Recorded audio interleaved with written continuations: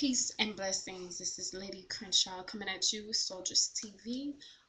It has been far too long since I have done a show, particularly because I lost my very dear friend, best friend, mentor, comedian of my life, Mr. Jeffrey Nicholson. Please Google this man and read about how powerful he was in the Black community in the state of Colorado, and across the country with his great performing arts work. And I took it kind of hard. I'm still going through. I have my good days, have my bad days, but we're gonna still make it. One of the last things that we were talking about, I spoke with him hours before he passed, and one of the things we were laughing about was soldiers and how bold I was getting with the broadcast and calling people out, and we were just cracking up, and he was encouraging. He made some comments on Facebook, being proud that I was doing this, and yeah, so everything that I do for the rest of my life, I am sure, will be dedicated to Mr. Jeffrey Nicholson, who's a great visionary in our community.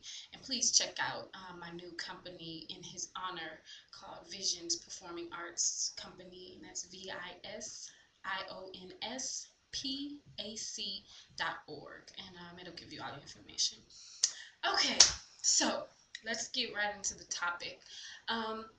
I have, again, gone through a very traumatic time since September 5th, since he passed, and have had my eyes opened, and it's crazy when someone's sun sets, someone else's rises, and I believe that mine is definitely, I have been giving birth to a whole new idea of what I think about even the community, because of this, because of the response that was given. And a big topic right now for Black women is this movie, Good Hair.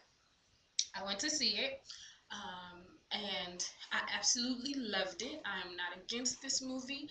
I am an all-natural, always have been, never have put a weave in my hair, never have put processed anything in my hair, and I just enjoy the movie so much, but it also saddened me very deeply, because for us to be such a large percentage in $1 billion industry, it made me realize that I'm very naive when it comes to things in the culture of being a Black woman, as a whole, and made me think of soldiers immediately, because I have been naive. I hear it all the time.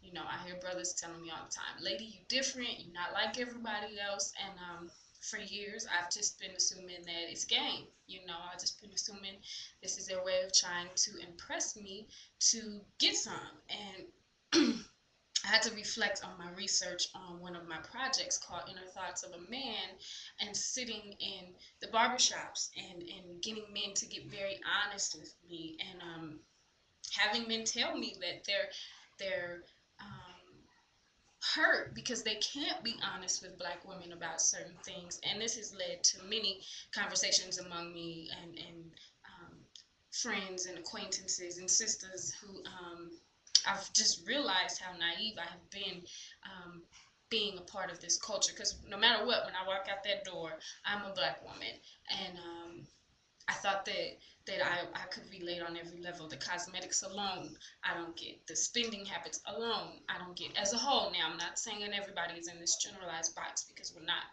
And those of us who are not, we have an even greater responsibility to ensure that the rest of the sisters understand what it is to be classified as a strong Black woman. Now, just because you're Black don't mean you're a queen. And we've talked about this before in the show. And just because you read some books, or you pray, or you meditate, or you go to the church, or you go to the synagogue, the mosque, the temple, whatever it is that you do, does not mean that you're righteous. And today's topic is dealing just with that. Why won't sisters take accountability, be responsible, and accept the truth? Why do we have to have things so manicured, and even in order for us to even take heed. And then a lot of times we don't take heed, and we wonder why our brothers are like, I can't deal with sisters. We don't even know how to deal with ourselves. We don't even know how to go one-on-one with each other, which we are each other's truest reflection. And so if we can't even deal with someone who relates to you better than anyone else, which is your fellow sisters, there's no way in the world that we will be proper, be nurturing, be accepting of our brothers, because they need to be honest. They need to be able to say, baby girl, you putting on some weight. Baby girl, you need to put on some weight. Your breath stink. Your mothering skills. We need to work on this. We need to harness them a little bit better. We tune them in because I'm frustrated with you in this area. There's just whatever gripe, what is perceived to be a gripe, black women have a tendency to point the finger back at the brothers. Well, if you do this, da da da da da. Well, then you can't call yourself the nurturer. You can't call yourself a natural healer, because if you understood that, you understand that the healing and the process lies in our palms. Okay, once we start setting these standards higher, the brothers lead us, but no doubt once we set these standards, they will begin to adhere to them, because we're not responding to anything less than a king. We're not going to respond to anything, and it doesn't even have to be necessarily just for men. For sisters too. I mean, you shouldn't be surrounded around people who are not going to be honest, who are not going to love you enough to say, you know what, check this out, pause for a second, breathe for a second, think about what you're doing. And the craziness is that good hair has been the catalyst for why I've even am addressing this topic. I also watched a movie called Ma'afa, about the genocide of the black community with birth control and abortions. So I saw these movies like one day, and then the next day I saw Good Hair, and it was traumatic for me. I just could not believe that so many sisters were getting abortions. I couldn't believe that we didn't love ourselves, that we have brothers who have never seen their wives' hair before. This is outrageous. We're not comfortable with who we are. We claim that we are. Many of us, righteous sisters, y'all go check out Righteous Sisters, because that is definitely a topic that I talked about. But sisters are not ready to accept and look in the mirror. And when you take accountability and responsibility for what your ills are, there's no way you can blame anyone else. That is true responsibility. You say, you know what? Yeah, this is my experience, but that does not excuse my behavior. That does not mean my behavior should be anything less than my greatest. And I should surround myself around people who only want me to be great. The people who are like, oh, you're fine, girl, and you don't do this, and they're appeasing to you.